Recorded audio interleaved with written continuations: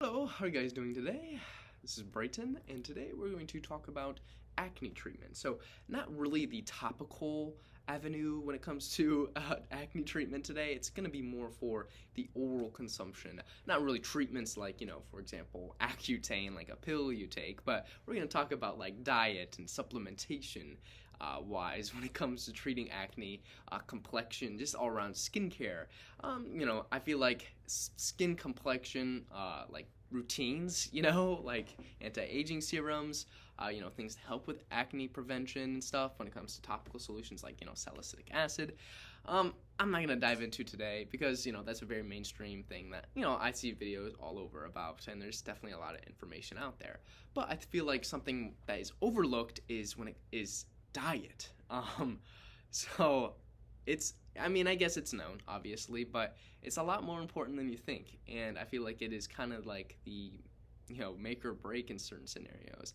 We're also going to talk about, other solutions as well.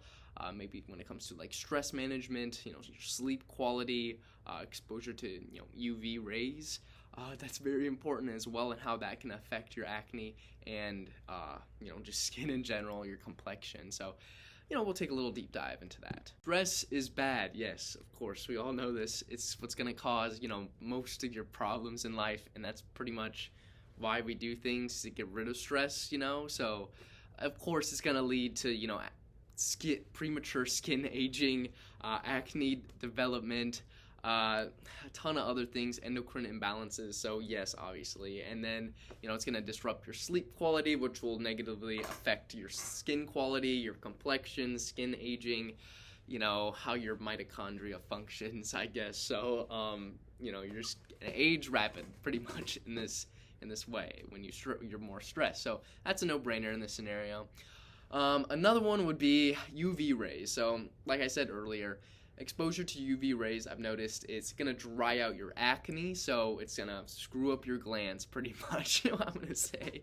It's not a good thing to expose yourself to too much, sunlight and this UV rays. Of course, it's good for vitamin D synthesis, and, downstream that could be pretty good for acne. A lot of people are deficient in vitamin D, so it's important to do that, but, just modulate the amount of sunlight you're getting. And, I guess people could fry their skin, and it's going to fry the acne, but, it's going to make their skin dry. It's toxic for your skin, and, I don't recommend, exposing yourself to, high radiation of sunlight, I guess, for skincare routine. So, yeah, but I guess that's an option. Your diet. Obviously, you are what you eat. So, if you're slamming a ton of these saturated fats, high fatty foods, fast food, ton of refined sugars, obviously you're going to have, bad things happen to you, especially when it comes to, your complexion. Main thing when it comes to your diet and optimizing, complexion is antioxidants. So, making sure you have enough antioxidants in your diet is the most important, I believe. Just because it helps neutralize free radicals, or are like the precursors to like everything bad in your body. So yeah, that's a no. Yeah, that's a no. You should probably make sure you have enough antioxidants to deal with that. Just because free radicals are going to cause acne as well. That's a big one. Just because it's oxidative stress, antioxidant stress, kind of. Please tell me I wasn't the only one that realized that while looking into this, but. Yeah, making sure you're getting enough vitamin C, for example, maybe going overboard with it. Maybe not too overboard, of course, but making sure you're having as much micronutrients like that as possible. So maybe not micronutrients, I guess that's bad wording, but I guess micronutrients would help, especially if you're deficient. So things like zinc, for example. But yeah, making sure you get enough of your vitamin E. Maybe some other things as well, like if you're supplementing selenium to help, antioxidants build. And then glutathione, for example, your body's most potent antioxidant. With age, the stores slowly, decline of how much glutathione is being produced. So maybe supplementing with something like N-acetylcysteine, which cysteine increases the levels of glutathione in your body. And just glutathione in general is just so potent.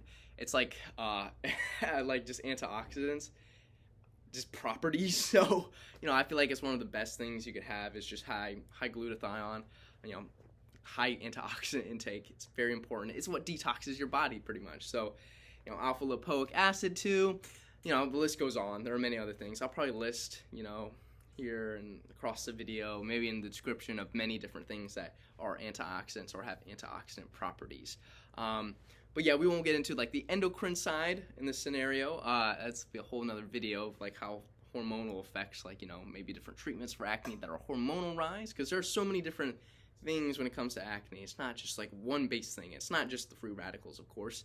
It's not just really the diet, and it's not just the genetics. There's so many things that come into play. And, it's like, okay, if you're deficient in a certain micronutrient, are you going to have an acne outbreak? Could, I feel like it's like the chlorophyll situation. I remember that was a big thing a while back, where people started taking chlorophyll and all of a sudden they started, losing weight, their acne went away. It's just like a main thing of like, all right, if you're deficient in chlorophyll in your diet, that's like, all right, that's just an obvious thing that you just don't eat any greens or anything that contains any natural chlorophyll.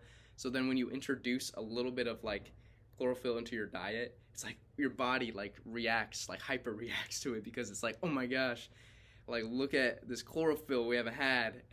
I guess is a weird way to explain it, but it kind of hyper responds because it was so deficient in it. So having a balanced diet is going to be your best bet.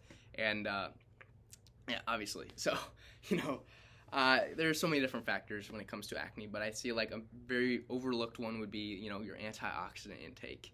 And, glutathione, personally, I feel like is very important as well. So, anyways, that was a little short video for you guys. I'll do a little list in the description or on this video on different antioxidants.